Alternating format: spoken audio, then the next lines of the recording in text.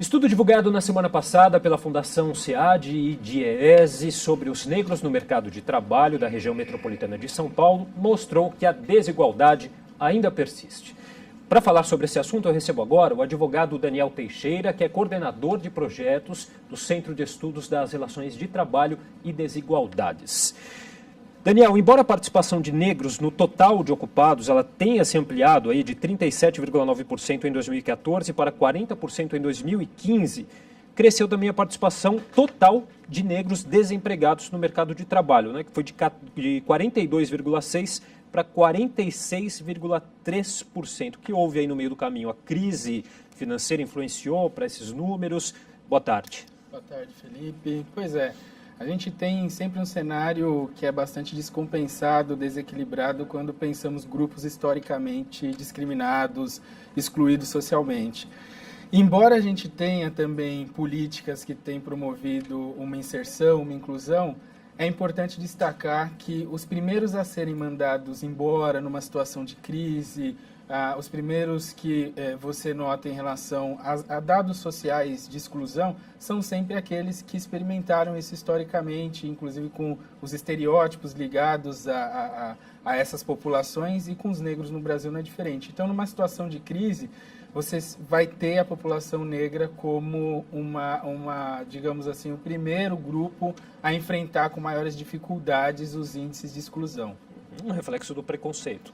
É um reflexo do preconceito, do racismo institucional. Ainda para determinados cargos a gente não vê a população negra pensada, não é, estrategicamente, e sim excluída. E é bom lembrar que em um país de que cada 10 dias 7 foram sob escravismo, as marcas dessa exclusão persistem até hoje no imaginário social daqueles que podem ocupar os cargos disponíveis em empresas, além do que você tem muitos mecanismos ainda, como as indicações que você tem nas empresas, que fazem com que aqueles que já estão incluídos incluam iguais para determinadas posições. E como a população negra historicamente está fora, se as instituições não pensam medidas que a gente chama de ações afirmativas, de equidade racial, nós vamos ter uma reprodução do cenário atual e, infelizmente, essa população vai continuar excluída.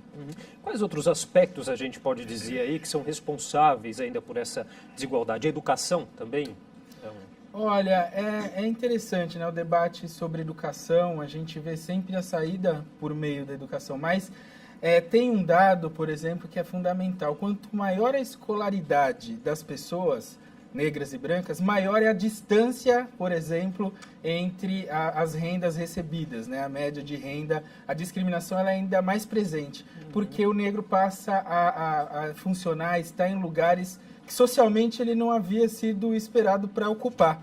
Não é? Então, muitas vezes para cargo de chefia, muitas vezes ele já acumulou uma escolarização grande, mas ele não ocupa esse mesmo espaço. E isso, sim, é uma reprodução do racismo institucional, como ocorre no Brasil. Então, tem uma reprodução desse modelo quando ele não é pensado em termos de uma modificação por medidas, como a gente falava, de ações afirmativas, por exemplo. Né? Bom, e aí tem uma questão aí também de gênero, né? As mulheres negras ainda são as mais prejudicadas com essa questão do trabalho, né? São, Felipe. Infelizmente, as mulheres negras, elas experimentam uma discriminação múltipla, porque além de não serem pensadas em geral para os cargos de chefia, e aí há estudos que demonstram que elas são só 0,4% dos cargos executivos no Brasil, embora essa população seja, a gente está falando uma população negra, metade da população brasileira, mais da metade, né? Segundo a PNAD, cerca de 54%, essa população ocupa níveis baixíssimos em termos de cargos de chefia, e as mulheres negras praticamente uma invisibilidade. Ainda que vários estudos demonstrem que na população economicamente ativa, aquela apta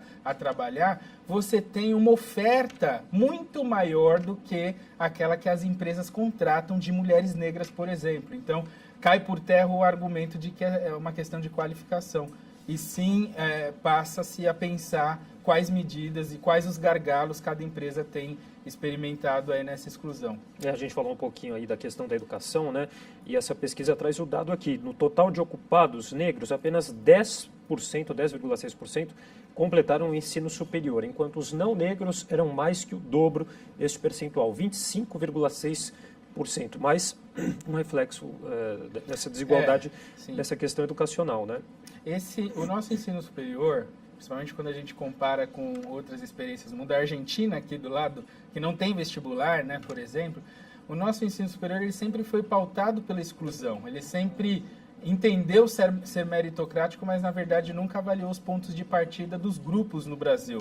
Eu sempre brinco que brasileiro, né, esse sufixo eiro, ele significa trabalho, ele denota trabalho, como marceneiro, carpinteiro. Brasileiro sempre foi uma identidade ligada a trabalho e que era a exploração do pau-brasil, obviamente, e que nesse lugar os negros sempre tiveram ali uma definição de onde eles deveriam ocupar. E isso historicamente se reproduziu. E a gente encontra, então, nas instituições essa exclusão negra, e mesmo quando a educação está mais próxima. Mas há necessidade de se falar também da evasão escolar, que no ensino médio, para os estudantes negros, é muito maior. E alguns estudos apontam que a falta de diálogo com a cultura dessa população, a valorização da diversidade humana, de dizer o quanto essa riqueza do Brasil deveria ser valorizada e não estigmatizada, tratada com preconceito, tratada com desigualdade, e a falta dessa cultura de diversidade nas escolas, por exemplo, faz com que isso seja desinteressante, que a educação, como ela está, ela é desinteressante para essa população que não se vê incluída, não se vê possível. Os livros didáticos ainda, demonstram ou retratam essa população negra de uma maneira bem distorcida, e a gente acaba tendo uma exclusão educacional também, principalmente no ensino médio. Agora, Daniel, o que está sendo feito em termos de políticas públicas para mudar essa situação? Então, a gente tem, por exemplo, desde 2003, uma lei, que é a Lei 10.639, que modificou a Lei de Diretrizes e Bases da Educação Nacional, que é a espinha dorsal da educação no país. Entretanto, assim como as leis abolicionistas, que durante o século XIX foram existindo, combate ao tráfico de escravos, lei dos sexagenários, etc., elas foram compreendidas como as leis para inglês ver, pouca gente sabe, mas é daí que vem a expressão. As leis que buscam equidade racial hoje, na educação, no trabalho, ainda são leis para inglês ver, e eu dei um exemplo aí da modificação da LDB, que nunca pegou na prática, né? Por coincidência, são as leis que não pegam.